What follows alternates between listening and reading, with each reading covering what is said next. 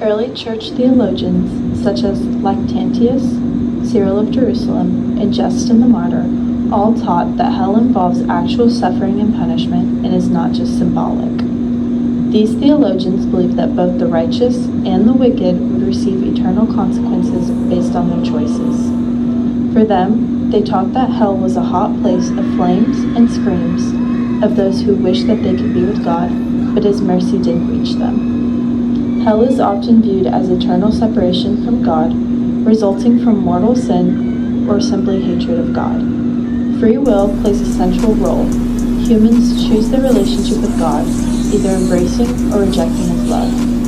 Those who would constantly choose their own happiness and to follow their own rules often ended up separated and strayed away from God in the end. This use of free will allows for one to choose to reject God, ultimately leading them to hell in the end. God will never force a person to be in communion with Him, which is why He allows for this separation, because it was your own choice.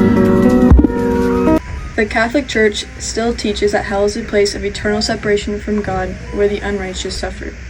According to the Catechism, dying in mortal sin without repenting means we remain separated from God forever by our own choice.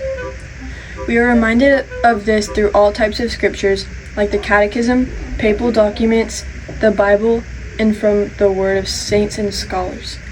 Jesus also warns us about this in the Bible.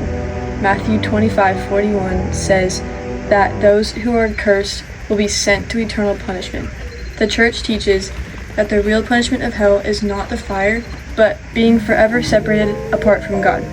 However, we are given many chances to reconnect with God, such as by following the 10 Commandments, confessing our sins, and attending adoration. We learn that God is loving and forgiving, but also that God gave us free will to choose Him or reject Him through unregretful sins. Some religions have different views from the Catholic's view on hell. Unitarian Universalists believe that in universal salvation, God will redeem all souls, whether you commit grave sins or not, and everyone will be welcomed into heaven, because God is too loving to send people to a fiery hell. Jehovah's Witnesses don't believe in hell as a place of eternal fire and torment. They reject the Catechism's teachings on hell because they don't believe God would be cruel enough to send people to hell for eternity.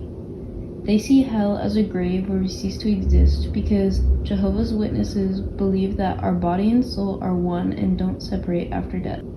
Seventh-day Adventists believe that after death, souls enter a sleeping period to prepare the soul for Judgment Day, where sinners will be sent to suffer in hell. Seventh-day Adventists view hell as a lake of fire with the purpose of total annihilation for all sinners who are consumed by fire, burnt up, and cease to exist.